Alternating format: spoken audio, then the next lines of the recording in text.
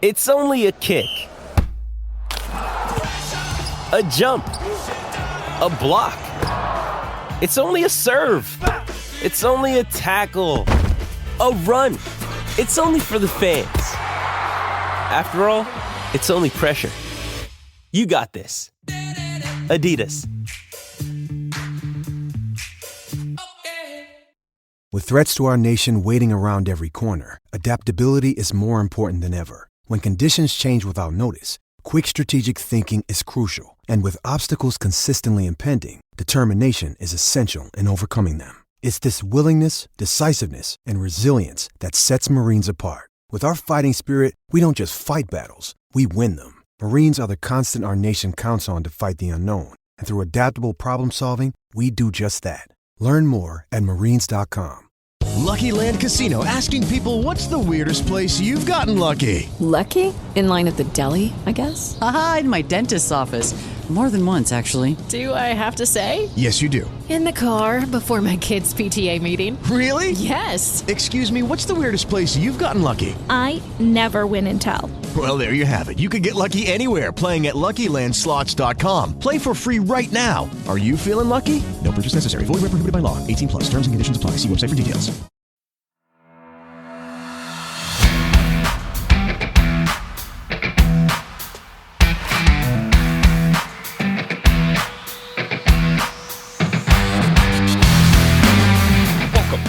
Podcast, the place to catch up on all the regional and national rugby in Wales.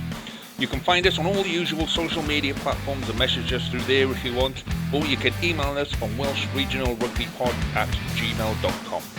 So all the boring stuff out the way, let's talk rugby. Hello and welcome to this week's edition of the Rap Podcast with me, Lee G. Joining me as always, Jamie and Harley. Good evening, gentlemen. Hello. That's cheery. You can tell the squad's been announced today. That's cheery. Well done, boys. And joining us to kind of balance the optimism and keep our feet on the floor and keep us very firmly in check is Jonny from the Scottish Rugby Podcast. Good evening, Jonny. Hello, good evening. If you think they're cheery, wait till you hear what I'm going to say. So, we would normally have James on, but James has decided to fanny around in a pair of shorts with a rugby ball this evening playing. He says he's a prop. I'm not buying it. I think he's one of those boys that when they go training, they go, we need a prop. In you go, James. I think he's one of those kind of boys, you know, but we'll find out. He might actually play a game one of these days. So let us begin proceedings this evening, gentlemen, with Drink of the Week. So, Jonny, as our guest, you get to go first on Drink of the Week. Been looking forward to this. Jamie's been building us up to this. So, what have you got as Drink of the Week, mate? Well, I don't have it to hand right at the moment, but I will be, until I get to Cardiff on Saturday morning, I'll be going for a Blindside Stout from St Andrews Brewing, which is just down the road from me. It's their rugby stout. They did a big My Name's Doddy beer fundraising beer a couple of years ago. They always got loads of good rugby stuff. Blindside, which is their rugby stout, is incredible. So I need to get my hands on some of that before I head down. Cool. Fantastic. Okay, Harley, you're up next. What's in the bag for this week? So again from the shelf from Tesco's, but it's another beer from back in Devon. So this is from the Dartmoor brewery called Jail Ale, and okay. I'm being very boring with my selections, going consistently solid bitters, but I love a good solid bitter, and this is one of the best. What percentage are we on? 4.8. Oh, not so bad. Not so bad. No. Yeah, Jamie, it's all about the strength. James, what are you doing, mate? A beer that you're absolutely going to hate. It's a sour beer, Lee. One of your favourites. I know how much you love a sour beer. So this one is from. Hang on, now let me tell you. You're gonna like this. You're gonna like this. Just give me a chance to explain it to you, right? This is from a company called Beer Ref, who are based in Swansea, and it's called Sharp Dress Sour. Great name, love that. And the flavours are sour cherry, blackcurrant, blackberry maple. It's 5.4%. And for our YouTubers, look at the colour on that. Absolutely lovely. I love this. You're going to hate it, and that's why it's my drink of the week. Also, because Jonny's on the pod, and it is Scott of the week, I have got a can of Iron Brew, which I'll be having later. Iron Brew Extra sugar-free, because I'm a good boy. So those are my drinks of the week. Those are your drinks of the week. Drinks of the week, yeah. Two words that just don't belong together are sour and beer. It does, Lee. You not be more open-minded. They're delicious. I tried one. It was rank. It was disgusting. You don't appreciate good beer. That's the problem. Yeah, exactly. You know when you're about 4 pints into a sesh and your tongue starts to fur up a bit? That's when you have a sour beer. It sort of strips it off, and then you can carry on enjoying the lovely flavour of a pint. You boys are weird. You boys are just bizarre. Right. My one. So again, this is we're heading through the Christmas pack from Harbour Brewery. So this one is called the Caldy Lollipop, which is named after the boat that crashed in between. It used to be the ferry in between Caldy and Tenby. I think Jonny's just gone. He's gone full mark. That's in protest of your sour beer, mate. I think he'll like it. It's just got some technical issues from this end. But go on, Lee. He'll be back in a moment. He'll be back in a moment. He will join us. Yeah. So it's a nice beer. Yeah, it's a lovely beer. So it's a proper bitter. It's got a nice taste to it. And then you read the bollocks. I've stopped calling it blurb. It's the bollocks now, right? So British Cara Gold Malt provides caramel and toffee flavors, which alongside the malty sweet flavors of the Maris Otter malt creates a delicious and Moorish ale. Fuck off. It's a beer. That's only half of it. So it's a nice beer. It does taste nice. It has got a nice enough flavor, but it's just a nice beer, boys. That's all it is. So you just made me read my blurb, and actually, it's nowhere near as wanky as I thought it would be. Would you like the snapshot? Would you like the actual the actual bit describing the beer is great, and then the rest of it is all about the. So the bit describing the beer is a full-bodied, deep amber beer with a well-rounded flavour and a rich Moorish aftertaste. Dartmoor Brewery is the highest brewery in England, situated at 1,465 foot above sea level in the heart of the beautiful Dartmoor National Park. This superb beer is traditionally brewed using only the finest ingredients. This is not just JL Ale. This is M&S Dartmoor JL Ale. English malt, Dartmoor water, hops and yeast. Dartmoor Brewery's beers have been enjoyed by beer lovers across the southwest and beyond since 1994. Yeah, it's nowhere near as wanky as mine. Yeah, it's not too wanky, but it's sort of a little wanky. No, I just love it. I just love a beer to say, this is a beer. It tastes like beer. Enjoy. Yeah, it tastes like a proper beer, not the shit Jamie drinks. Because it's something gone wrong in Newport when you boys love a beer that's not a beer, man. You stick to your old man beers, Lee. You do that, and I'll be more experimental and try my hand at other beers. You just stick to the old man stuff. Right, so that's Jonny back with us. We're still talking beer, mate. I better not have just come back to hear you about the Tony Rebel. No, he did not. I won't allow him to do that, Jonny. Don't worry, mate. I will not allow that. I'm going to do what I did last time I was here. And I know we kind of got on a tangent about South Wales punk rock last time. But my mate Reese, who used to drum in the Arteries, fantastic punk rock band from Swansea, is the head brewer at Beer Riff now. Is he really? There we are. See, connection to the pod. Yeah. There we are, Lee. What do you think of that? I went to Tiny Rebel. I had a couple. No, I didn't have a couple of beers because I was driving one night. Yeah. I was there, but I have had a couple of Tiny Rebels, and like I said, they're okay as a single one, as a bit of fun, as a But for me, it's a proper beer, and there we go. Each to their own. And the important thing here, Jamie, is that we can discuss different points of view and accept that we all just get on with life and we have a different point of view. Let's all take note of that as tonight's lesson to learn, shall we? Well, if only I applied to Welsh Rugby Twitter. I wasn't going to say. I'm not going to get onto it. All right, Jamie, news desk. Move on. Yes. Right, let's get into it then. So, a lot of noise coming from the capital. The noisy neighbours, the checkbook Charlies. So Cardiff have signed Callum Sheedy from Bristol. Sheedy has 16 caps for Wales, but he hasn't played international rugby since 2021. Now, if he re-signed with Bristol or any other club outside Wales, he would have become ineligible for Wales under the WRU's 25 cap rule. So he had to come home. And Cardiff was the obvious choice, wasn't it? He is Cardiff-born, Cardiff boy. So that's very good news for Wales as well, because Gatland can have full access to him if he is back in the international setup. And it's a good move for Cardiff because they need another quality 10 and they've got one. So good news for them. They've also announced new signings, re-signings for Corey Domachowski, Liam Belcher and Kieran Azarati. So, a lot of good news, a lot of noise coming from the Captain Ali. You must be pleased with the news that's coming out of CF10. Yeah, absolutely. I mean, especially considering, when we, how long it took to get any form of good news last season. We were basically in the middle of off-season when we realised that, we might actually have a team to play. So, re-signing the Ronda front row is excellent news. But, I think with the Sheedy one, it's good for De Beer to have some backup because, we had that little injury scare during the middle of the Champions Cup and we were all a bit worried of who we were going to have at 10. So, I hope Sheedy, earns his right to start in the Cardiff jersey. Because I feel like De Beer's done such a good job. It's going to be he's going to have to actually fight to get it back. Yeah. I would genuinely piss myself if Bristol now signed why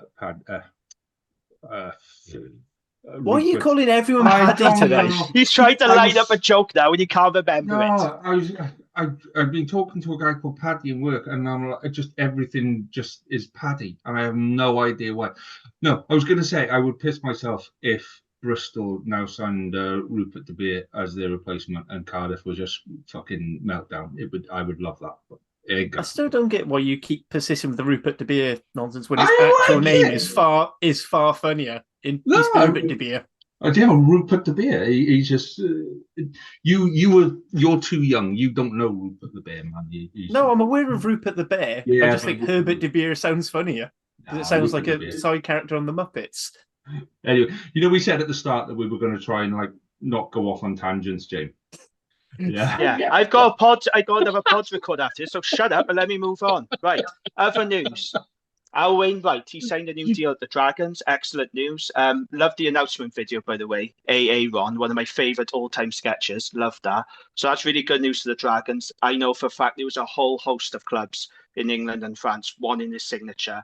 And somehow the Dragons have managed to keep him. Really good news. Very pleased with that. So they've kept the players they wanted to keep. The priority was keeping Rio Dyer and Al Wainwright. Now we see what happens with Leon Brown and Tane Basham, whether they can keep him or whether they want to keep him. Who knows? Because we are going to have to make cuts, as we know. All the Welsh regions are in the same boat. So, really good news there for the Dragons. Ospreys have confirmed that they're going to play their Challenge Cup knockout game against Sale at the Brewery Field in Bridgend on April the 6th. So when I first saw this news, I thought, Swansea City must be playing at home and there's a clash. No, there's no clash. They are just making that decision, the conscious decision to take that game to Bridgend. And let's be honest, they're probably it's more likely to sell out in Bridgend, isn't it, than they will in Swansea. And, I think they were very happy with how it went, that Cardiff derby. Yeah, well, you know what happened with the weather and the pitch, but the atmosphere and the occasion went down really well with supporters. So, they're moving it to Bridgend. And then the final bit of news I want to talk, I do want to have a little bit of debate about this, right? So this week, Welsh MPs and Senedd members in Cardiff Bay have been calling for the Six Nations to be included in the protected list of free-to-air TV events, such as the Football World Cup, the Olympics and Wimbledon, etc. Now, this got rejected by the UK government, and it seems that the WRU CEO, Abby Tierney, she's not in favour of moving the Six Nations broadcasting rights from Group B to Group A, and she had this to say. So she says, put simply, the negative financial implications of moving international rugby matches in the Six Nations Rugby Championship to the protected list could have a devastating impact on the whole of the game in Wales in the medium and long term. So that's quite interesting, isn't it? We're all saying that Six Nations needs to be seen by as many people as possible and it should be free to air. But the WRU, it seems, are saying, well, actually, maybe that's not the best route and it would have a financial implication. So here's a question for you there, Jonny, as our guest. I want to bring you into this. How do you feel about the Six Nations? I don't think it's as big a deal as I used to. I think even a couple of years ago, I was a bit like, no, it's got to be on the BBC, it's got to be on ITV, everyone's got to be able to see all the games, because that's how we get new people in. It's these people who see the Six Nations every year, and then go and watch other rugby. But I'm kind of at the point now where if they were seeing the Six Nations every year and we're going to go and watch other rugby, they'd be doing it by now. So let's get on to getting the best coverage for the Six Nations that we possibly can. And if that means that it's got to go off of free to air, I mean, how often do you go to the pub to watch the Six Nations anyway? Like, for a lot of people, watching the Six Nations at home is kind of it's a third choice after going to the games or getting together in the pub or your clubhouse or whatever. So, yeah, I don't know. I used to think it was a massive deal. I used to be all about get it in Group A as soon as possible, but no, I think I'm slightly less concerned about it now, to be honest. What do you guys think then? Because I know Lee's got a full soapbox, sticking his notes on the door of the cathedral for speech fan. Like Jonny, my initial thought is always, well, we need some sort of access for people to get to the games. Until you remember, the sort of people we want to be trying to get to come watch these games, the younger, and they look at TV. If you look at TV ratings, younger people don't tend to watch as much terrestrial TV. They get their they tend to get their content through social media and like TikTok. So actually having it on pay to air and making that as good as possible and having a good spectacle, so there's brilliant clips that we can flash out. I mean, it'll go on to.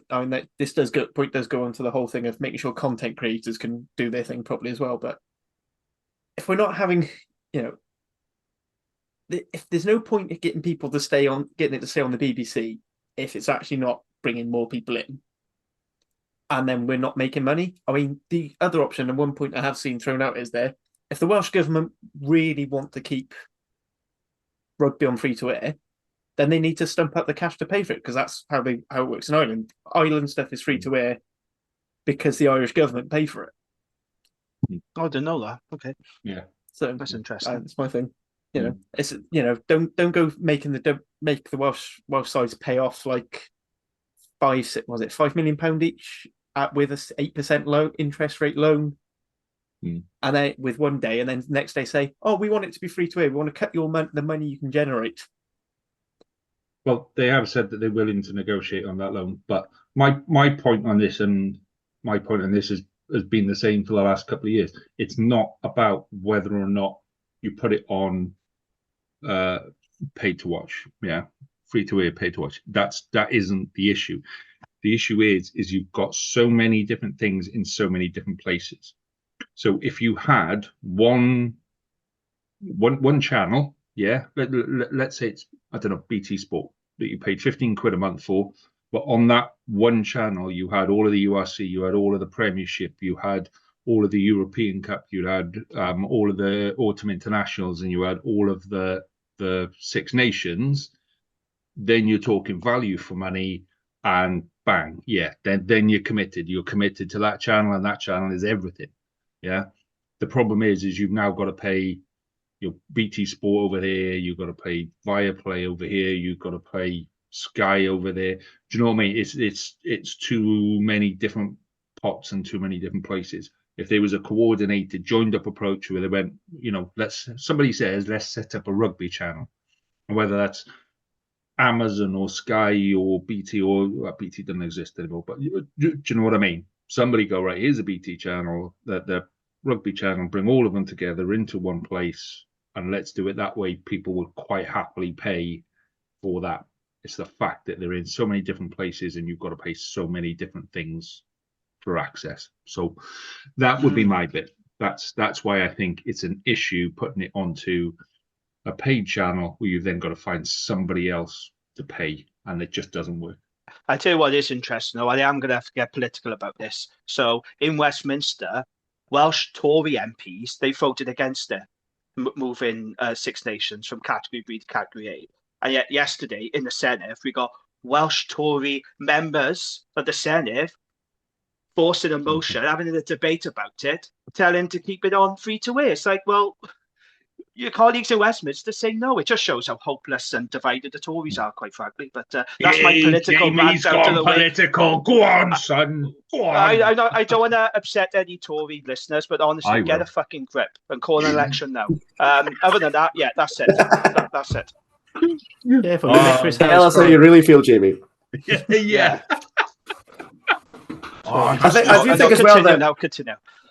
Wales have always got this kind of slight, I want to say almost advantage that certainly Scotland, although we theoretically do, we don't have, which is that you guys have got S4C, where Wales have done a really good job of keeping some stuff free to air on the Welsh language stuff in the URC and things. Yeah.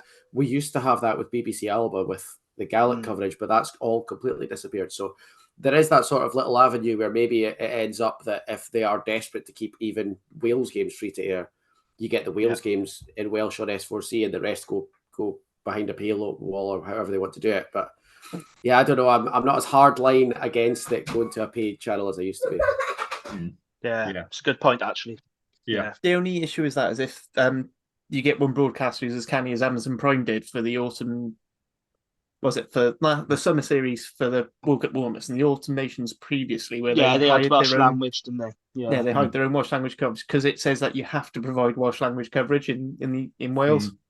Yeah, and most broadcasts can't be asked. I mean, Premier Sports can barely be asked broadcasting the games by the look of it sometimes. I did say this on the Scarlets podcast, and I will repeat it again. If somebody wants to do coverage on S4C of the girls under 18s, just to do the because they play all three games back to back on a Sunday. If somebody wants to do that, I've got two commentators for you like that. They'll do it at the drop of a hat. So if somebody wants to get in contact with S4C and drop us a line, I'll have that sorted for you in no time at all. Right, let's move on. Harley, let's have a stat blast, my friend. What have we got? So we've got a couple of numbers based on some bits and pieces that me and Hugh have been nattering on about. Catboy have been nattering on about behind the scenes. So basically, Russ Petty put out a tweet around about a week ago about points differences, and obviously Hugh got annoyed because it was in a table, not in a graph, and he likes pretty pictures. Because I mean, he's Catboy, he gets distracted easily. So I was working on some graphs, but I picked up some really interesting little tidbits. Some less so, but you know things like Italy are basically plateaued at about a -30 average points difference a game. So we are currently on a two-year average negative points difference, which is the first time that's happened since 2006, 2007. But also last year was the only time. So it's only the second time a Gatland team has ever been in a negative average points difference, but the first time being 2010, where it was like 0.8 of a point of one, so 0.8 points. So that was interesting. That was one of them. But it's also only the third time on average we conceded 20 points a game. I love which I thought was just a. Go on. No, go on. I just thought it was just an interesting thing, and actually, if you look at our point score, they stay pretty steady. I know 2021 was a mad year where we just shot up and broke all records, but it's just interesting. Under the Pivac era, it was not so good. Again, apart from the 2021 Six Nations, where obviously we actually did get quite a look. Yeah. No, I was going to comment on the fact that you have to keep telling people it's quite interesting. It's interesting to me. I don't know about you. No. You and Hugh must sit there and go, "Oh, look at these numbers in a spreadsheet, man! Oh, look at this!" You must get excited. That and redheads for me, but there we go. I've seen the some of the stats that Hugh works off, and I gave Hugh the stats that he works off, and I gave you them as well. And that spreadsheet is just massive. Oh, it is a thing of beauty. It is a behemoth. I love it. I'm still currently. Unfortunately, I haven't had as much time to DOS off as I did in my old job. So I've been. I can say now I'm no longer employed by the University of Exeter. And never will be again after that comment. I'm happy being in an industry. It's fine. The other thing I'll point out, looking at this points difference, Scotland up until about 2015 have basically been solidly negative points difference average on the game, whereas now it's gotten a lot better. So they're sort of on the up. We sort of stayed fairly level under the Gatland, and then it's just steadily crashed down.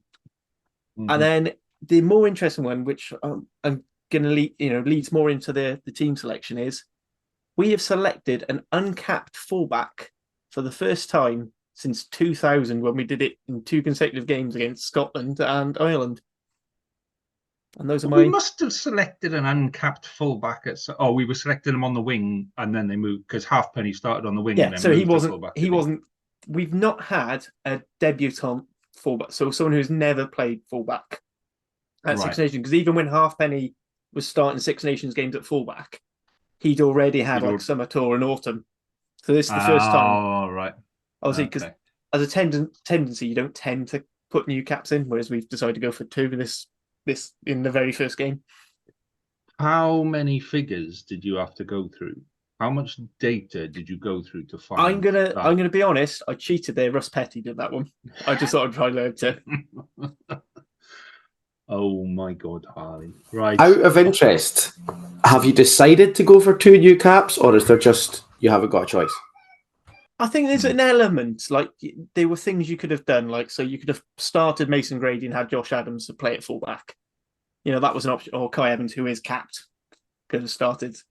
So and the other new cap is on the bench. No, yeah, on the bench. Yeah, Alex Mann's on the bench. So I mean that's probably a little bit more of a selection. But then again, there is another option. Whether it's a realistic option is another story. Like Scotland probably could have found someone who's had more than 1 cap at fullback, making him the senior international of the head to head. Well, do you know, I genuinely actually don't think that we could. I don't think Hugh Jones has ever played fullback for Scotland. Ollie Smith's injured. Blair Kinghorn's injury became apparent this afternoon. I think we genuinely do not have a fullback. So that'll be interesting. Yeah, I mean, I meant to message Craig when I saw the Scotland team out and saying, shows what we knew when we did our predictions for the podcast last night. So we're there talking about, will it be Blair Kinghorn? So we won't have Ben Healy on the bench because, Blair Kinghorn will cover 10. Alec Hepburn won't be involved. It'll probably have him at 80 at replacement tight end. I think the thing is, though, is both of us have been in a position, Wales and Scotland, we've both been in a position of having somebody in that position for a really long time. When we've had Halfpenny and Liam Williams, and that's always been the decision. It'll be one of those 2. And, Scotland have been in a position of, well, we know who's going to play fullback and then we'll write the rest of the team around him, sort of thing. So, yeah, we're both now in that position of going, shit, it's we kind of shot ourselves in the foot there a little, haven't we? So, let's talk a little bit about the rest of the Scotland squad then, because as non-natives of the Scottish Isles, some of the names on there are not necessarily familiar to us, Jonny. So talk us through who on there we might be looking out for. I mean, Luke Crosby kind of stands out as the only one in single figures apart from Kyle Rose. So maybe give us a little bit of info on those 2 and then talk us through the rest of the team. Yeah, so Kyle Rowe, very, very, very unlucky man, has had a couple of really serious injuries. Tore his ACL in his first game for Scotland, which was in the summer tour to Argentina. Has been made redundant twice, most recently from London Irish. Came up to Glasgow at the start of this season, has been on fire on the wing for Glasgow. Haven't seen him play fullback for the club. Is a really decent tactical positional winger, always seems to be in the right place at the right time. Hopefully he can transfer that to fullback because I think we're probably going to need him.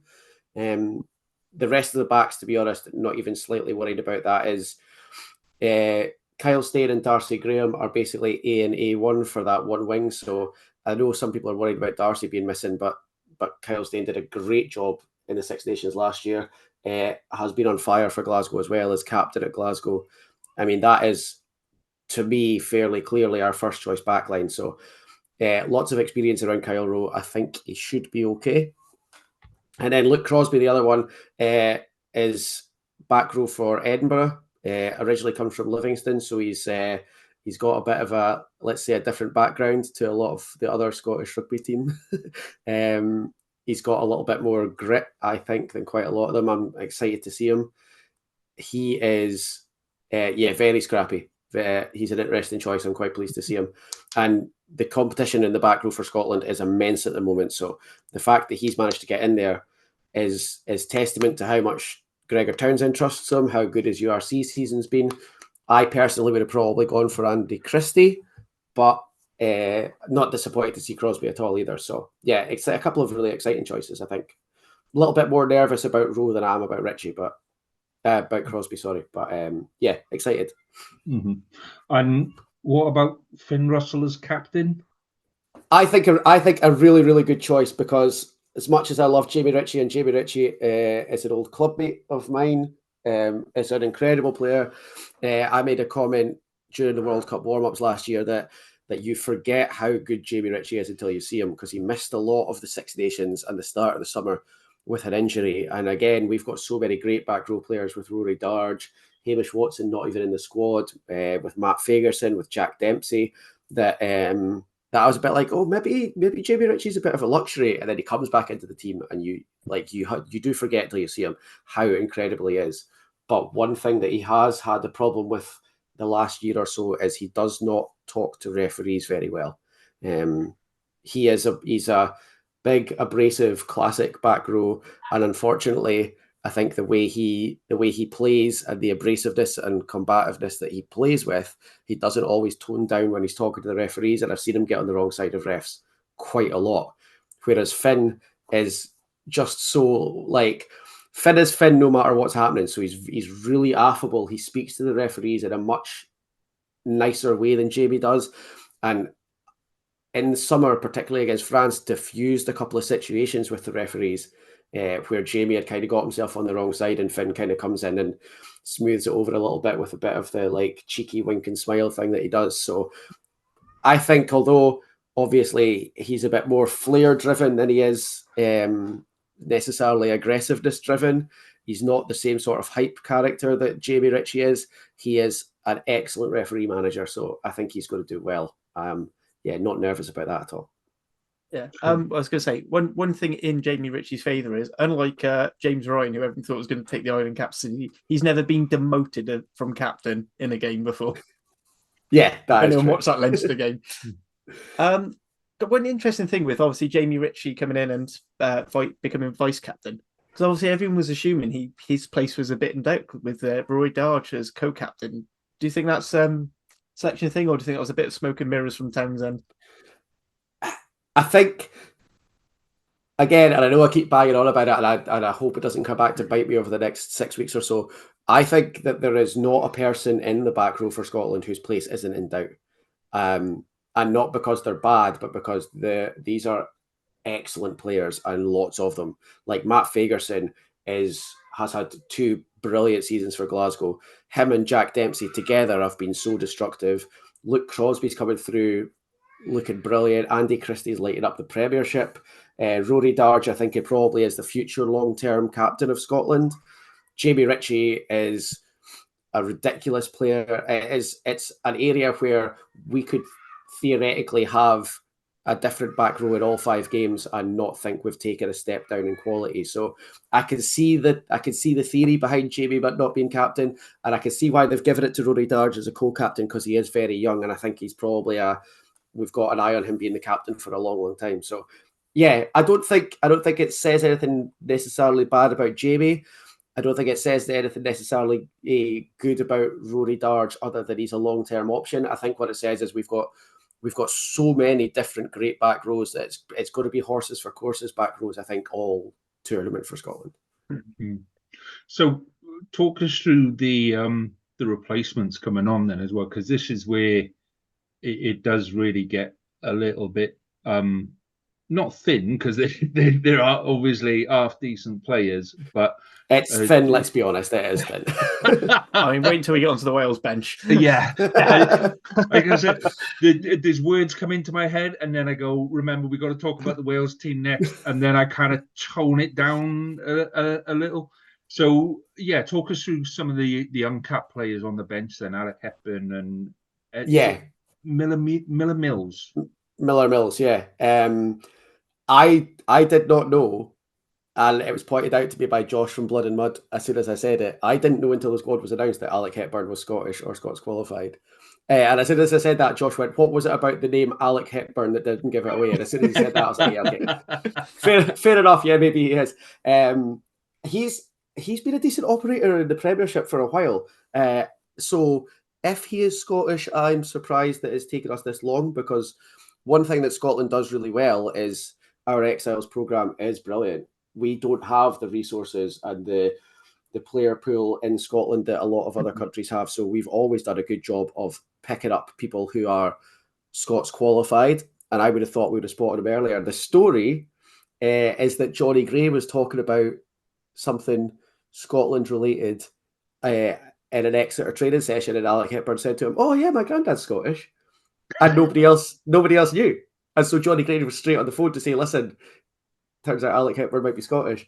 I am not as nervous about him as I am about Miller Mills. I follow Northampton quite closely in the Prem because I've always had a bit of a soft spot for them. And he's not... Now, I'm not a front row and I know very little about playing in the front row, but I don't remember watching Northampton this year and thinking, "Oh, that guy's a bit special." So what's going to happen when he steps up into international, I don't know. Craig could probably tell you more than me because he is the prop expert. But I can tell you what Craig said last night about the bench props if you want. Yeah, do it. I sure as hell hope Pierre Schumann and Xander Fagerson could do 80 minutes because we're fucked otherwise. I mean, that's kind of my feeling, but I didn't want to say it from a position of not knowing very much about how to play front row. So if Craig's worried, that's great. That makes me feel much better.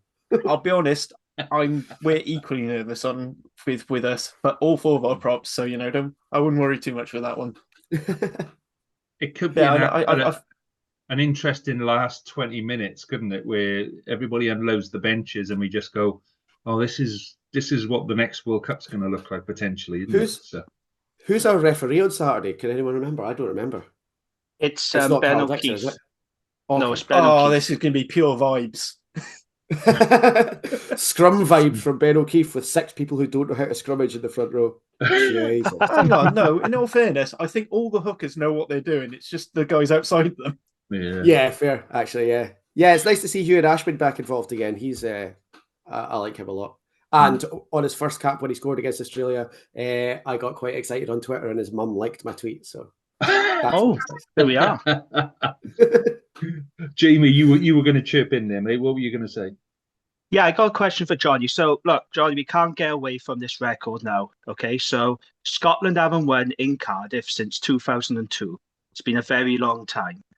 But looking at the two teams, and we'll come on to Wales later, surely now this is Scotland's time. There's no excuses in there. How do you feel now as a Scotland fan coming into this game? Are you expecting to win, or are you sort of hopeful and, because of the record, you're a little bit unsure? But you have to admit, this is Scotland's best ever chance of winning in Cardiff, because if not now, when?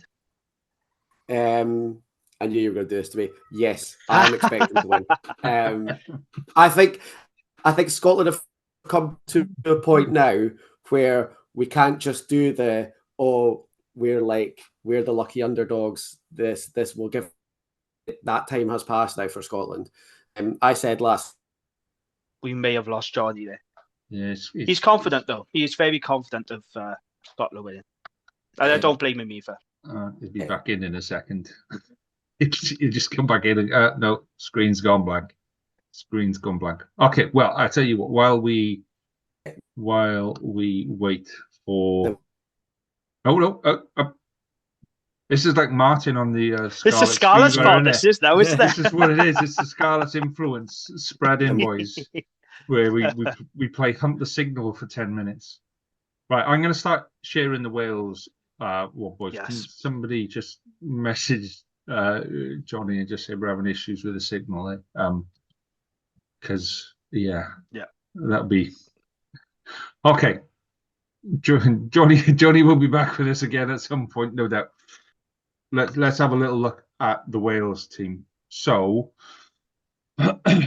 can win it in at 15 is it's weird because it's less experienced than the Scottish team, but in a way, it's a more balanced experience. There's a lot more players that are in the 10 to 20 or 10 to 30 kind of cap, where Scotland are either above or below. So, Jamie, talk us through what you want to do, forwards or backs, Jim? Which do you want to do? I want to do the forwards, if that's okay. Do the forwards. Okay, you can do forwards, and Harley, you can do some forwards as well. Then. So talk us through the forwards, then, Jim. What you make? Right. Well, let's start at the front row then, because I think most of us will agree that's the greater area of concern in this Wales team is there's the front row. So you got Corey Domachowski, who's on 6 caps. This is going to be his first Six Nations appearance.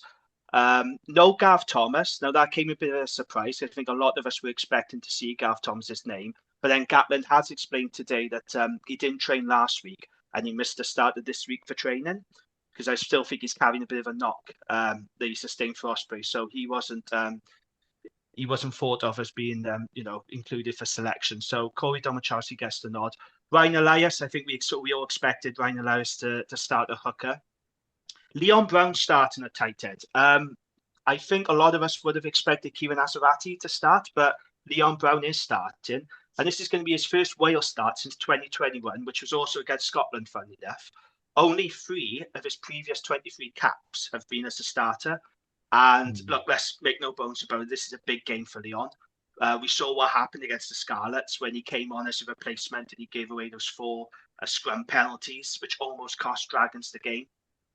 But then should have cost you the game.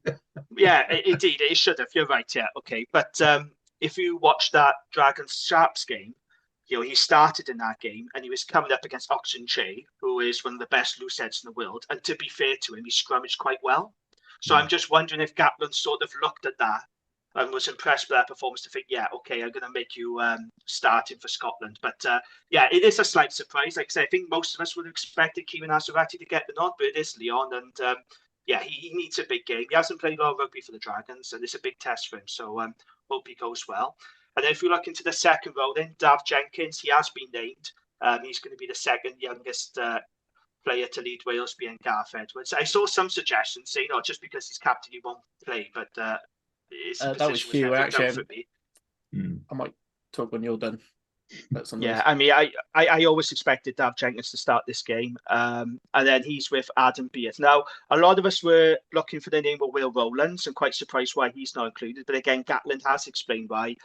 He said his wife had a baby a couple of weeks ago in France. Unfortunately, there were some complications. So the message to him has been, stay at home, be with your family. We'll always talk about how important that is, and he'll turn up when he's ready, which I think is really good man management from Gatland. A lot of empathy shown there, so I think that's quite good of him to do that. But yeah, Adam Beard, his more defence is going to be needed, isn't it? I know he's not everybody's cup of tea. He's one of those players. He's like Marmite. I do like Adam Beard, but I got no issue with that second row. I think that's pretty good. And then we move on to the back row. Again, both Tommy Raffel and Alan Wainwright. So Tommy Raffel and Alan Wainwright, I think most of us would have said those were the guaranteed to start. Blindside for me was always going to be who was going to start there. Some people were saying Tane Basher was going to start there, which I was never convinced by. Some people said Alex Mann would just be too big a jump to, for him to start in this game. They've gone with James Botham, who I think is the right call, actually. I'm a big fan of James Botham. He's only had 9 caps for Wales. I know he's had bad luck with injuries, but to me, it felt like he should have had a lot more. And his last cap for Wales was in the second test against Argentina back in July 2021. And I just think he can offer that physicality, the ball carrier and breakdown threat. He's a good all-round player, Botham, so I'm really pleased to see him back in the fold. But yeah, it's not a bad bunch of forwards, but like I said, it's the front row, isn't it? How is it going to go against Scotland? That is the one area they could target, and it's going to give me sleepless nights, that front row, I could tell you. But yeah, those are the forwards. Cool.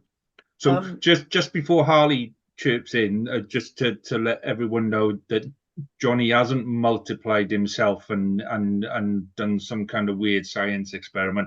It's just a signal thing. In a couple of minutes, the older Jonny will disappear, and the live Jonny that's smiling and happy will continue. So, are you back with us proper, Jonny, or no? Okay. He's just sent me a message saying I think I'm fucked, pal. This is it. I'm afraid. So I'm afraid. Thank you, Jonny, for contributing. He said thanks for having me as well. Not a problem, Jonny. Thanks, Jonny. Yeah. It's just you never one get of this those things, unreliableness from an Edinburgh fan. Yeah. So, Harley, talk us through your version of the forwards. I think the back row is really interesting.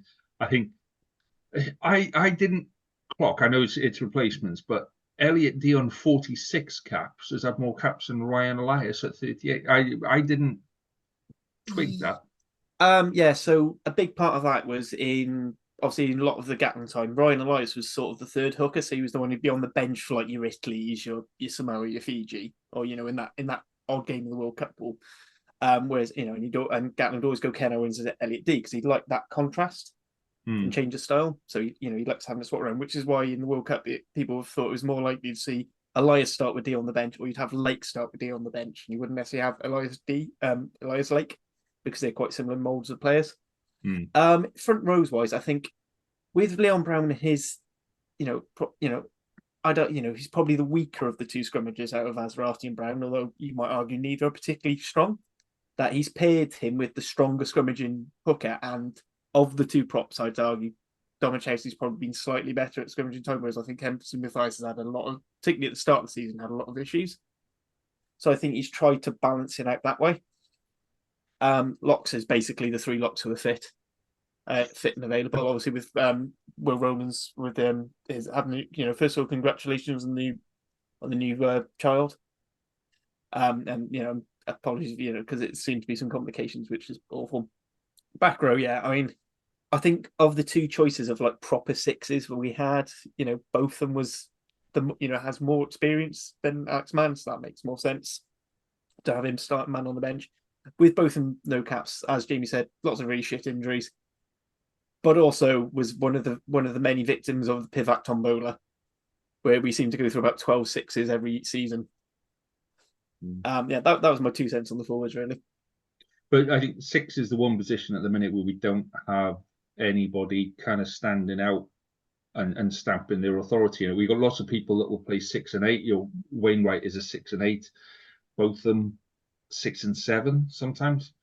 I would say he's more of an 8 than a 7. He's a 6, 7, 8. But I think 8, for me personally, I think both of them's best position is at 8. But Gatland uses the way Gatland uses his 8 isn't really both of them style, and both of them's more his style of 6. Alex Mann, I think, is a great option because he's a very hard tackler like Lydiate, but he's also a very good line-out option, and he actually carries above his weight a lot more. I know there's some issues with his size and physicality, which, remember, he's like 20, 22? No, he's 20, because I think he's only just stopped being eligible for the under-20s. So, that you're going to get that bulk. He's got that time, and I think he's got a very good rugby brain, and his handling's quite good, which is something. And again, Leon Brown getting the start, I think, is a fact that we don't have many out-and-out ball carriers, and Leon Brown, when he's got a chance, can bulldoze a bit. So that's my 2 cents on the sort of the pack. And then I think, the bench is most of it's basically who's available left. With Teddy Williams. That's the thing about the bench, though, isn't it? I mean, Jonny was talking about the Scotland bench being light, but then you look at ours. Okay, you got Elliot D, 46 caps, and then you got Thomas Williams on 53. They are the two most experienced. But you look at the rest of the bench: Kempsey Mathias, 1 cap; Kieran Azarati, 2 caps; Teddy Williams, 1 cap; Alex Mann, 0 caps; Johan Lloyd, just 2 caps; Mason Grady, 6 caps. It's a very green bench, isn't it? There's a lot of talent on that bench, but are they going to come on and make an impact? Are they going to have that nous to come on and change a game? It just looks very, very green. It's exciting, but it's also very inexperienced.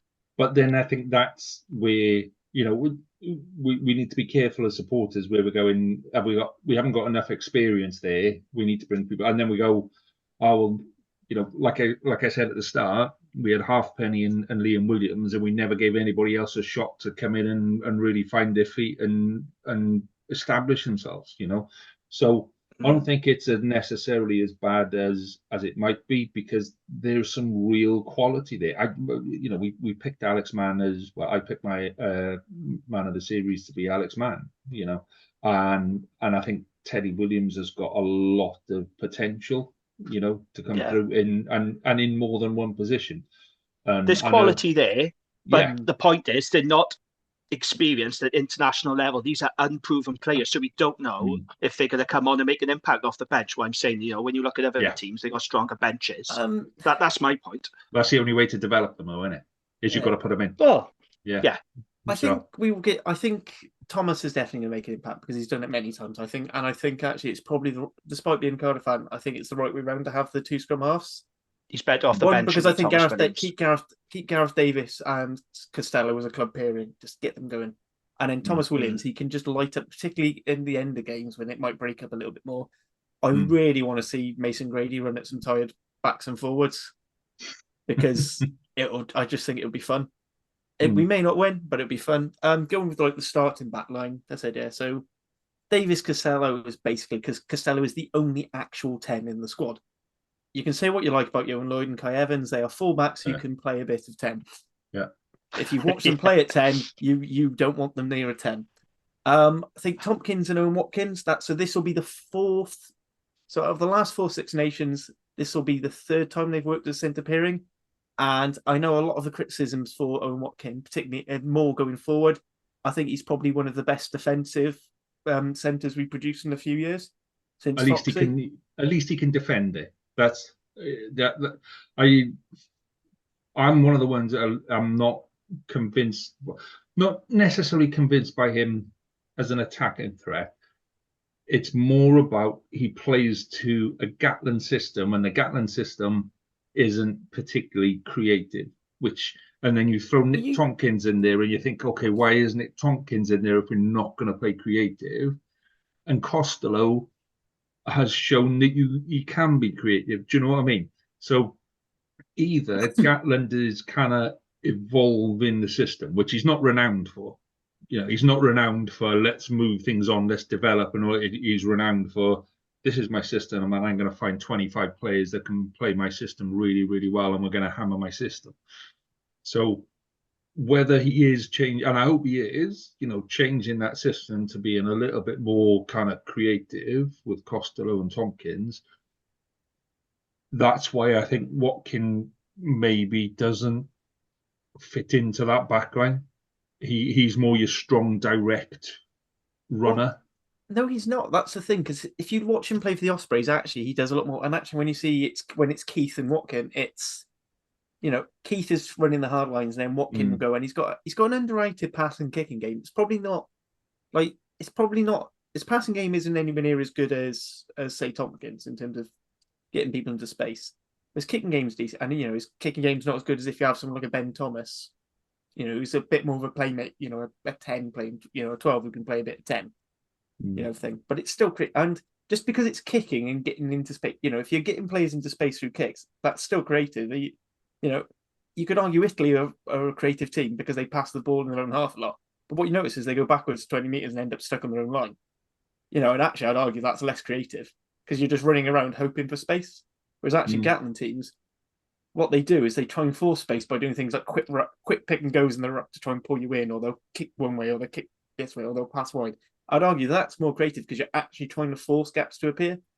Whereas sometimes what people call creative rugby, where they're just winging the ball around, is they're just trying to find holes that are already there. Well, I'm talking about creative rugby where you can have a player that will run at a gap, or a player that will pop up somewhere that you're not expecting them and create something, a player that will challenge a man one-on-one. And I don't think necessarily that Watkin is the man for that. But we should see on Saturday. You wanted Joe Roberts, didn't you? That's the thing. You wanted your golden boy. No, I do. Joe Roberts in there. But Joe Roberts wouldn't work with Nick Tompkins because that would be like having two fucking stress balls going off against each other. They don't. I don't think Tompkins and Joe Roberts would necessarily work together. So it'd have to be Watkin then, wouldn't it? You'd have to move Watkin to 12 and then Roberts to 13 if you wanted. Yeah, that's it's whether you have the creative player on the inside to make space for the hard runner on the outside, or you have the hard runner on the inside that creates space for the creative player on the outside. And that's what I mean. We look there like we've got the creative player on the inside to almost work as a second 10. And that's the bit that I'm, if it's an evolution of the side, great, let's go with it. I'm not overly convinced at the minute by Watkin. I'd love him to prove me wrong. I'd love him to go and show me what to do. But, so what are you doing now, Harley? Somebody signed again, haven't they? Yeah, Cardiff have signed someone. They decided to wait until mid-pod. So we have Every fucking week. No matter what night we do it. We're going full Cardiff. We signed a 10 earlier on the week. Now we've signed another Tarty back. So Gabriel Hamer-Webb is coming to stay. Oh, right. Oh, you had him on loan, didn't you? Right. Okay. Yeah, we had him on loan. He went back to Bath. And now he's back. And now we've got him full time.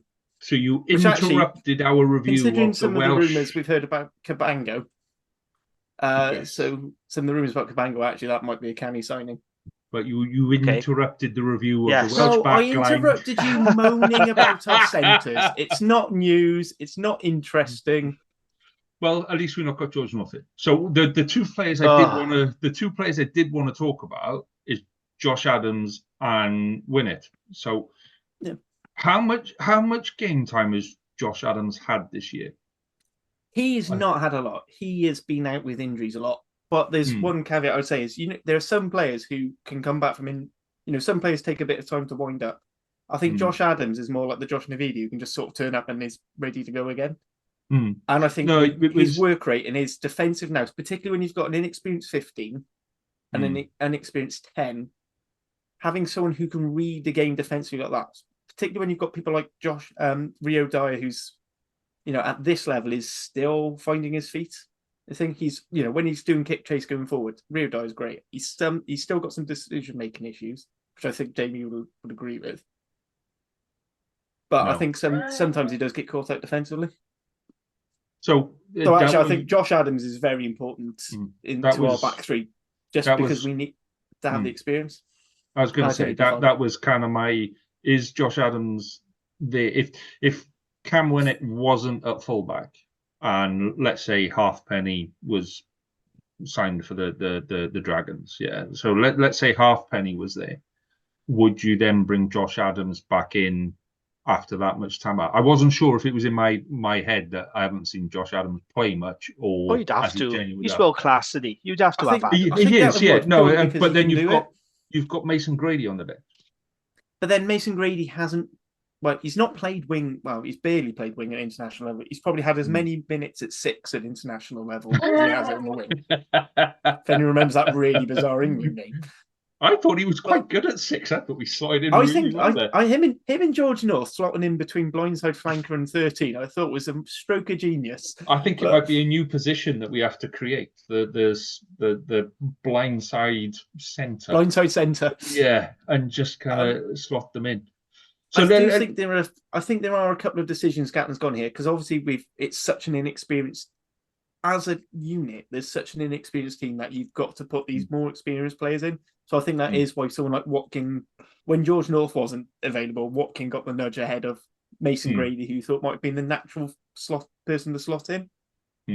So let's talk Gareth Davis at 9. So let's talk Cam Winnett then, because he has carved it up this year, and he's made a real kind of explosion on the scene. He is the in-form 15 in Wales and of Wales available 15. So he is the in-form 15. But then what was the injury he had? Was it was a cracked cheekbone or a cracked jawbone? It was a jaw, wasn't it? Yeah, it was a jaw injury, but apparently the surgeon said it healed up a lot quicker. I mean, remember, he's a young lad, so they do tend to heal from these things. Whereas, whereas old fuckers like us will sneeze and, our back's out for a week. Oh, I'm gone for a month. If it's slightest thing, if I sneeze and I'm sitting in the wrong place, that's me done. I'm just sat there. Winnett's been fantastic. I mean, and it's not like sometimes when you have these younger players and it's because they're so good in attack and they're scoring wonder tries left, right, and centre. The thing that I think has impressed a lot of people with Cam Winnett is the sort of maturity and the game awareness he's shown in the backfield.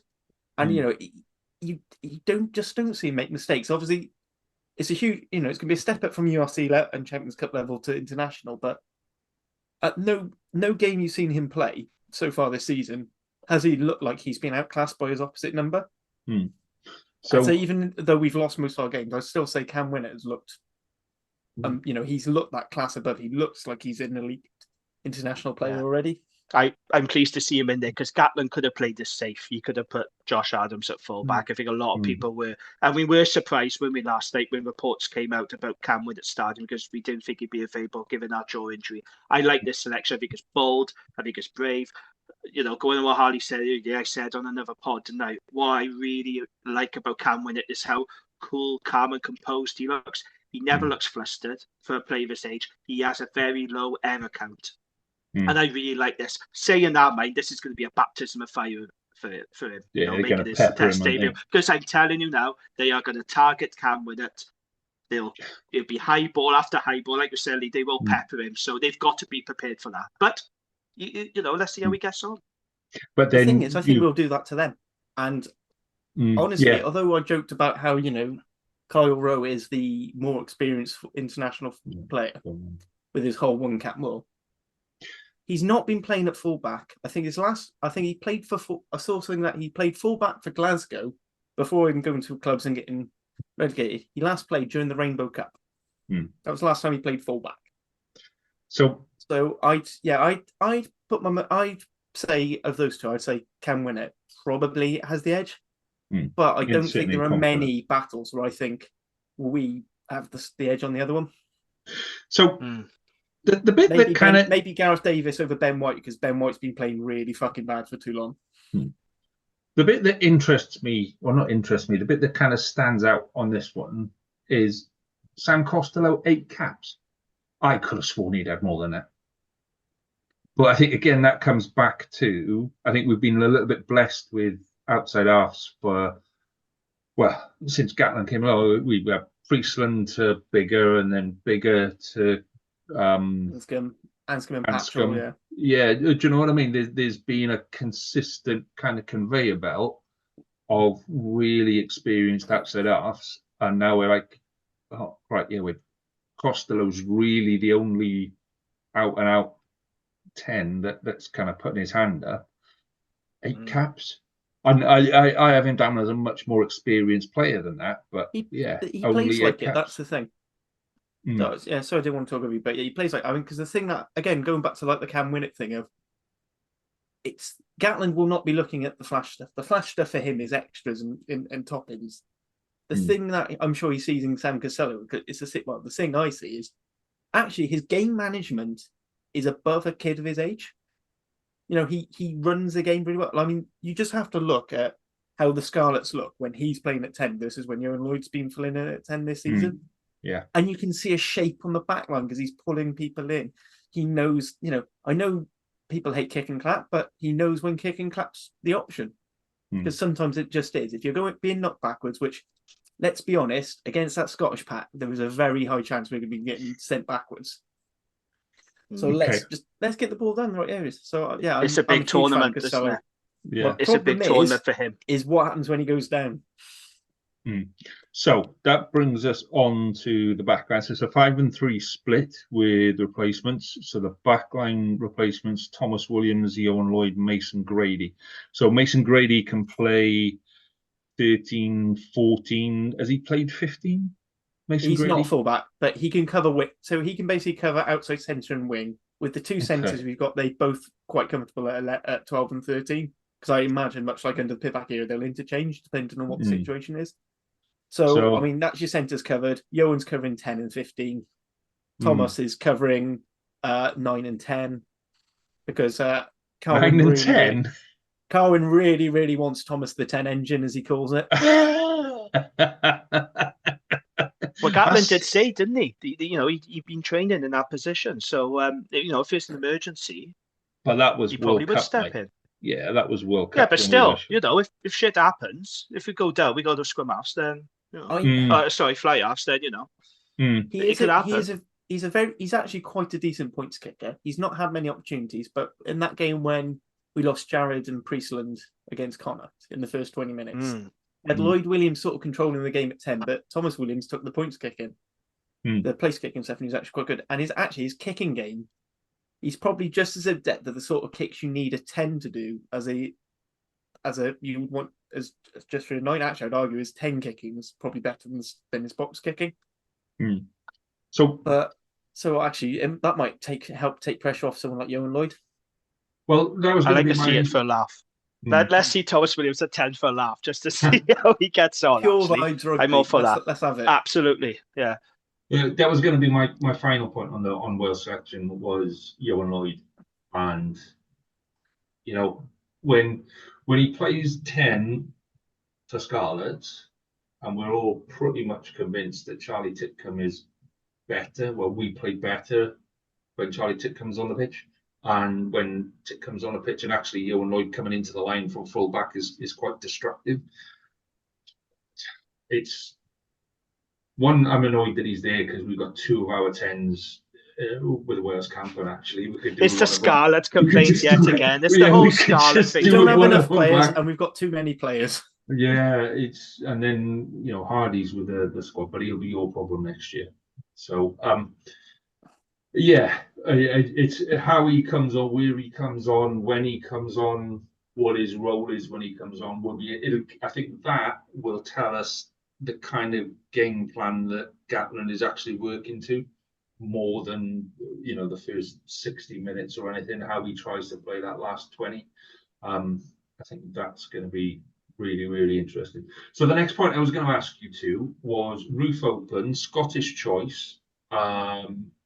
Thoughts? Good thing, bad thing? Nobody cares. It says to me that, considering the sort of way Toomey likes to play, normally with attacking, he loves a good attacking intent. But you sort of looked on the head and said, if we make this a broken and open game, it's 50-50 on whether we'll win.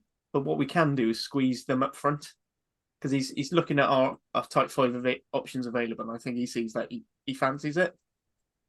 So I think he's actually hoping for a game which is wet, slippery, lots of drop balls, lots of scrums, lots of opportunities to scrum brings. Xander Fagerson is a very canny operator at tight head. Yes, he will give away a couple of penalties at the start of the game, but it's usually because he's trying to find out what he can get away with. Piers Schumann is probably one of the most destructive loose heads that isn't a capped South African. Mm. So I do feel like there's a bit of tactics in that. Personally, I'm just bored of the debate. Roof open, roof closed, whatever. If we want to have the roof closed all the time, we'll have an indoor stadium. Yeah. So I'm just looking at the Met Office here for Cardiff on Saturday, and it is going to be rain. So I think Gatland would prefer having the roof shut. And I think this is Scotland sort of striking an early psychological blow, isn't it, to say, no, we want it open. This is not going to be on your terms. We want the roof open. It's quite tedious, these roof debates, though. But that's why I think a lot of his game playing. Scotland want to be the first to get in there, play a bit of mind games. But roof open or not, it's still going to be a very difficult challenge against this Scotland team, isn't it? So it's just going to be very difficult. And I just can't see us winning this game. I know we'll do predictions later, but when the more I look at these two teams, I'm looking at the respective lineups now. And I'm really struggling to see, and maybe we'll talk about it in a bit, I'm really struggling to see where Wales are going to get an edge in this game. Like with the areas they're going to win, I just can't see it at the moment. But this is Scotland, and they've been shitting the bed in Cardiff since 2002, I should say. They did win in Wales once, though, didn't they? 2020 at Parker Scarlets. That was during the COVID era. Nobody cares about that. Nobody remembers it. And it was a bizarre game. That was. I think Wilgrave John was awful. That says everything. But it wasn't just that. It was like a training game where people were just like, let's throw the ball around willy nilly for no reason at all, and all. What you're describing there is Hivac's attack plan. No, Scotland were as well. That's what I mean. It was a bizarre. It wasn't a good game, if I remember it. As for tactics, there's a bit of worry with Scotland's line out, although I imagine they'll have done a lot of work with that, especially when you've got Richie Gray in there. I think it's going to be a lot more. And actually, I'm ashamed Jonny's gone because he'd be able to correct me. I'm pretty sure Crosby. I'm not so sure about Crosby, but Matt Fagerson's a decent line out option. You've got Richie Gray. You haven't got Gilchrist. It's whoever's filling in next to him. I'm a bit worried about that, but I think our best hope is probably we either got to keep it loose and just hope we can keep hold of the ball. So I think if there's lots of scrums, we're fucked. Yeah. Unless Gatland's managed to work some magic, I think. But it'll be interesting to see obviously David Jenkins has been named us for because Adam Beard loves the number 5. But it'll be interesting to see if they scrummage that way, because I've got a feeling David Jenkins, who they feel is the strongest scrummager to go behind Leon Brown. Because I do find that seems to make quite a huge bit of difference as well. It's how much weight you've got pushing behind. Because I pat down in the second row, and you can tell when it's me in the second row in a proper second row. Because it's going backwards on your side. Yeah, by rates and knots. Because the second rows I play with are a half a foot taller than me. Yeah. And somehow managed to have 20 kilos on me. But that's where But then there's also technique as well, which I'm starting it. But when you look at a front row like that, and you look at a second row, it's about the balance. It is about how that is balanced, and it is, you can put 5 people who struggle to scrummage with other people together, and they'll scrummage really well. But I think when we talk about tactics and all that kind of stuff, if we play a loose open game, Scotland will outplay us on a loose and open game. I think that's our problem at the minute. I think we would love to play a loose and open game and throw the ball around and let some fast players run at other. If we try doing that, I'm not sure our defence is up to Scotland also throwing that ball around, and I think that's where the game will be decided, is in defence. I think if we both teams will want to throw the ball around because we've both got quite attacking backlines, but can you defend against that? And you try to defend against Finn Russell when Finn Russell's got his tail up, and that's Tommy Reffell occupied all afternoon. That's Tommy Reffell's job, to take Finn Russell, put him on the ground, and then get Leon Brown to sit on top of him for half an hour. That's the job. They love that. I mean, and they've got 2 Pelota then who can step in. Like, you've got basically cut them both. Oh, if anything, you almost have to give Finn Russell that little bit more time whilst cutting the likes of 2 Pelota and Hugh Jones off. Which is where Gareth Davis is really I do think relying on kick chase is going to be quite good for us, particularly with our dual open side. I appreciate both of them. As we already said, he's an 8, but he is very good. He's a 6.5, isn't he? Yeah. Okay, so we'll do our predictions on Wales and Scotland and overall winner of Six Nations and so. So just your thoughts on other games this weekend. So Jamie, Ireland and France, your thoughts on the opener?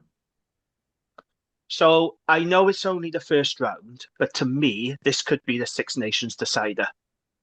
I think if France win this, there's a very good chance that they'll win the tournament. I'm not sure if they'll get a Grand Slam, but I do think they've got a very good chance to win this tournament if they win on Friday night. And it's going to be interesting to see if not having the advantage of the Stade de France. So they're not playing at the Stade de France because there's work being carried out at the moment because of the Olympics. So they're playing their games in Marseille, Lille and Lyon. So that's going to be quite interesting. On one hand, I suppose it's nice because they're taking games around the country.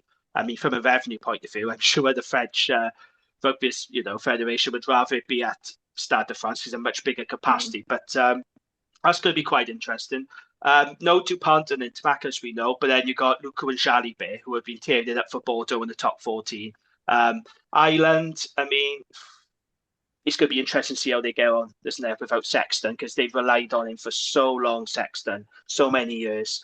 And that was someone else's time to step up. So that's going to be interesting. I think Peter O'Mahony is going to be a good captain. I think he's perfect for that captain role because he's an absolute gobshite. So I think he's a inspired choice. But I am looking forward to it. I am looking forward to it. I think that for me is a really good way to kick off the tournament as well. But also, I do think that these are the 2 best teams in the competition. I think it is going to be, whoever wins, it will be out of France and Ireland. I don't really see anyone else coming close. I don't know what to say about England. They're very unpredictable. We're not going to be at the races, neither Italy, Scotland. We're always talking about the dark horses, but if they don't win in Cardiff on Saturday, then for me, they can't be taken seriously throughout the tournament. So, it's a good one Friday night. I'm looking forward to it. Cool. Harley, so let's do England and Italy, which I think is actually probably the more interesting game. I think the Ireland game has got a bit more riding on it and is likely to be another intense battle of one mistake and you're done. I think the England-Italy game has got more potential to be more entertaining. Yeah, well, I don't know, because sometimes England-Italy games just end up a dirge, because it usually doesn't matter how fucking toxically shit England are, they somehow pull out a win. But it's going to be interesting because Italy have they have a fairly more settled squad than England do. Actually, if you look at the players England selected, it's fairly, certainly in the starting 15, it's fairly as you were. I mean, there's only 2 new caps, really. One of them on the bench. And then Italy, they've got probably the more settled squad, but then they've got a new coach. And it's a coach who's got a reputation for taking teams that are struggling and giving them that extra dimension to get them through, which, I think for the Italian national team, it's no secret. They throw about the ball too much and they don't kick. And unfortunately, as much as people hate it, kicking is essential to rugby. The best teams in the world kick a lot. The question is whether you kick well. And I think that might be the thing that allows Italy to unlock it. Instead of them just making that one sporadic win in every so often, that's what's going to do. So yeah, that could be an easy one. I could see England losing to it. It's probably not going to happen, but I could see it. So who cares if it's likely to happen? I said it's what I want to happen. I just wanted to pick up on Jamie's thing with the France not winning, not getting the Grand Slam. I think Scotland could be very important to whoever is. They're not going to win the tournament, but I think they could decide who wins it. Because I've got a feeling that Scotland are going to beat France in Murrayfield. Really? I've got a feeling they will, but France could still take the tournament off Ireland. Because the thing I said on Caelan's podcast earlier on this week, because I've done far too much fucking podcasting for me. We didn't. So we did. So looking at it, I said, I reckon whoever wins that game is going to win the tournament. But I don't think it's necessarily going to be a Grand Slam. I think someone along the line is going to knock one of the other two off. Because I feel like the one thing we know about Scotland is they're good for a one-off game. Okay. So, overall winners then. So before we do predictions for Wales and Scotland, give me your overall winner. So I'm gonna give you James's winner. So In Italy, didn't he? Yeah, James has gone Italy Grand Slam. What the fuck are you lot talking about? No, James has gone for France overall winners with no Grand Slam. Jamie, your thoughts? Yes, I would agree. I am going to go for France purely because I think this game this weekend, as I said, I do think it could be the tournament decider. Now, if this was in Dublin, I'd be leaning towards Ireland winning the championship. But because it is at home, and that French team, like I said, yes, there are big name absentees. We all know that.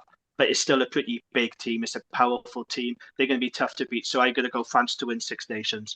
No Grand Slam. But I will chuck in a wooden spoon. I know you didn't ask, but I'm going to chuck in a wooden spoon, and I'm going to say Italy. Because there are some people who are tipping Wales to win the wooden spoon, and I'm not having that. I mean, there is a chance we could. To be fair, there is a chance we could. And I've seen people say, our team looks wooden spoony, but I'm going to be more optimistic than I'm going to say we're going to get 2 wins in this tournament. So, I'm going to say Italy for wooden spoon. Okay, and France to win it, but no Grand Slam. So that's 2 for France. Harley? Unfortunately, I'm going to be just boring because I've got to stick with what I said on other podcasts. So, yes, France, no Grand Slam. As I said, I've got a sneaky suspicion it'll be Scotland to get the win. Because they've only got 2 away games. So it's us and them. I don't see us turning them over. But I could see Scotland doing it. Okay. Particularly because I think it's a really weird game. To go for the wooden spoon, I picked England. Good man, yes, that's what we want. So, I'm gonna buck the trend because there's no point just going with everyone. I'm gonna go Ireland, and I don't actually know why. Sometimes you just get a feeling that Sexton, as good as Sexton has been, I think he's also kind of restricted some of what they did at the game plan that they've had, and now they're in a place where they can expand the game plan a little, try some new things. My concern for Ireland this year is, and this happened when Gatland was named as Lions coach. So is Farrell staying and coaching Ireland? Yes, he is. And that's what happened the first time Gatland got named as Lions head coach, and it didn't work. It didn't work for the Lions, and it didn't work for Wales at the time. It was kind of like split in too many places. So that's my only concern. But I think Farrell is a different person, and yeah, I can see Ireland actually nicking it. I can't see them beating France, I'll be honest, but I can see one of those Six Nations where everything is up and down, and Ireland come back and win it on points difference or something on the last day. So if Ireland won, just to say, if they won the Grand Slam, they'd be the first team in the Six Nations era to win back-to-back Grand Slams.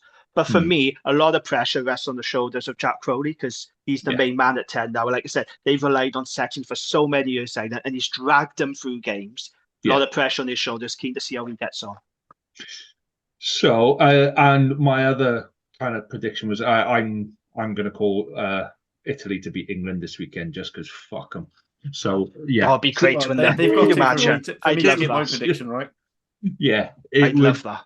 It would just be. I think Italy deserve it. Genuinely do this the way the club rugby is developed. They are putting stuff into there. Their under 20s have really come on the last couple of years. At some point, that's going to make it on the big stage, and I hope it's against England. And yeah, fuck them. Okay, so before we come on to do our final predictions, I just want to let everybody know. So everybody, write this number down. Get a pen, get virtual. Press pause now. Thank you. So the number you need for our fantasy league is 114443. It's on our social media. It's on our Facebook. It's on our Twitter. It will be on our Instagram when I remember to do it, but it's not on my phone, so I've got to do it off my laptop, so it's always the last thing I do. So 114443. That's our fantasy league. I think when I was setting it up, because Carwin usually sets it up, and he ain't got a fucking clue what he's doing most of the time, but he's not with us anymore. Not that way. He's still alive. He's just not on the pod. So I think it says you can only have 100 in the league. And last year we had 99. And I'm not sure if that was 99 plus the or it just happened to be that's where we finished. So get in quick because, yeah, it was a good laugh. And I will extend the same courtesy to last year. Whoever comes top of our fantasy league is more than welcome to join us for a pod to discuss about their selection policy and all of that kind of stuff. I can't remember who won last year, but they never got in touch. But that is there. Get in touch and we will discuss fantasy rugby. There are a whole podcast dedicated to fantasy rugby this year, boys. Just like, really? Yeah, not the actual game, just the fantasy game. We're talking about growing the game and getting people to watch. This is the sort of shit that, like, fantasy football in America is like unbelievably big business. Yeah, massive. Right. Okay. I should say though, I'm graciously dropping out. My third place last year was good enough for me. I'm not bothering again. I was just happy to be top of the league for 2 weeks, and then I fucked it after that. I started taking it serious then, and I started doing like proper selections. It didn't work. I don't know how I managed to fuck up the first week of the World Cup one so badly, but I managed to get up there, and I think I got top of the pod that time as well. So I'm taking that as I'm the best fantasy league player of the pod. I'm retiring 2 wins from 2. No, I'm not. Some people go out on their own terms. I'm not waiting for a crippling injury to fuck me over. Fuck you, talk some shit sometimes. Honestly, what you do. You should only have had more than one beer. Come on, I've got them a pod to do soon. Let's do predictions. Right, Jamie, Wales versus Scotland. This is Scotland's best ever chance, right? They will never get a better opportunity to end this silly Cardiff voodoo than what they got this weekend. And the more I look at the two teams, right, I think, I don't know how we're going to win this. I don't know where the areas we are going to have any advantage over. However, because I am an optimistic Welshman, why do I still get the feeling that Scotland are going to fuck it up? It's because they've been doing this since 2002. And I still think the Cardiff factor will play its part. Scotland should win. There's absolutely no doubt. And common sense says they will win and win comfortably. But I'm just going to say that I think Wales will win. I think Wales will win by 5 points. There's no real logic in what I'm saying, but it's more hope out of anything. But I'm saying that Scotland are going to shit the bed, as they always do, and I think we'll win by 5 points. I expect to be proven horribly wrong. But that's my prediction anyway. That's Wales the best by way 5. to do it. Wales by 5. Wales Good by man, 5. Jake. Why not? Yeah. So, Harley, well, what have you got, mate? Don't tell me you've gone all realistic on us now, have you? Yeah, I mean, Wales by 26, right? No, I reckon. Do you remember like 2018 when Scotland had a really good autumn series and they were giving it the big uns, and then we absolutely fucking dicked them? Mm. Yeah, it's not going to be that. I reckon Scotland by 14. Scotland by 14. Okay. Also, I don't know if you're interested, Lee, but Cardiff Rags are currently 7-0 up against Llandovery in the Premiership. Long time to go yet, mate. Long time to go. My boys. I mean, it's a Cardiff game, which means we'll be winning at 80 minutes, and then somehow there's extra time and we get fucked. Bloody referees. Oh my god. Right, so James has forecast Scotland by 12, just because he's not very patriotic. He obviously doesn't like Wales very much. I don't know why of course not. Yeah, of course. I don't know why we allow him back in the country sometimes, honest to God. Come on, Eddie, let's have your verdict now. Let's see I say that knowing that James listens to this every week. Yeah, so on the weeks that James isn't on, he listens to it every week and he pauses it and then he messages someone and goes, I heard what you said, you bastards. In fairness, I do the exact same. Imagine if we had Carwyn on you, Lee. If Carwyn was still with us, he'd say, Wales by 24. No, it's Wales by 18. It'd be a point a minute. Yeah, and I don't know why you lot aren't forecasting the same. So, I think it's either going to be a really, really tight game where we cancel each other out, or a really, really open, loose game where nobody bothers. Yeah, we don't bother with defence. So it's going to be a tight score. It's whether it's like 9-8 or 33-34, something like that. But in keeping with my tradition, I'm going to go Wales by 1. I knew you'd do that. For fuck's sake. Yeah. I reckon I wrote that on the spreadsheet before you even looked. I do. I think Wales will win, but I think we'll sneak it. And do you want to do the other two games quickly? No.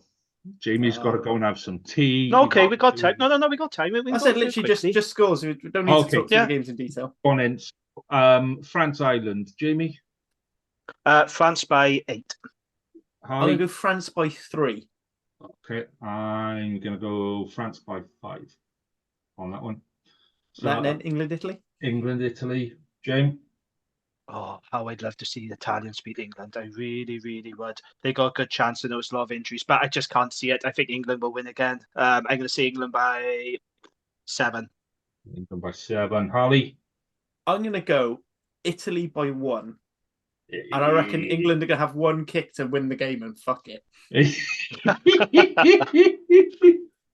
I'm going to go Italy by 5, 2 red cards for England, 3 yellow cards, and then Steve Borthwick gets carted off in handcuffs for his own safety after the game. It'll be something stupid like that. Right, gentlemen, thank you very much for your time again this evening. James will be back next week. We'll be back to our normal recording time next week of Monday night, and we will be publishing on Tuesday. We'll have plenty to talk about with the Wales-Scotland game, and we will have... Oh, fuck, who are we playing next? England. England! Let's check it out. It's been a long day, boys. It's been a long day. I still have Wales Scotland to talk about, Wales England to look forward to, all the usual crew. Have a good weekend, gents. Enjoy your rugby. All the best. Take care. Ta-ra.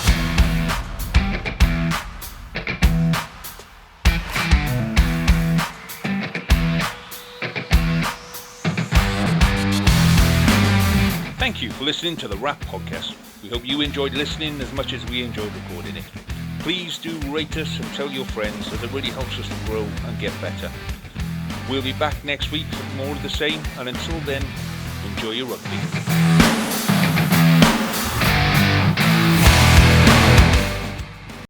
Sports Social Podcast Network. Hey guys, it is Ryan. I'm not sure if you know this about me, but I'm a bit of a fun fanatic when I can. I like to work, but I like fun too. It's a thing. And now the truth is out there. I can tell you about my favorite place to have fun. Chumba Casino. They have hundreds of social casino style games to choose from with new games released each week. You can play for free anytime, anywhere. And each day brings a new chance to collect daily bonuses. So join me in the fun. Sign up now at ChumbaCasino.com. No purchase necessary. VGW Group. Void where prohibited by law. See terms and conditions. 18+.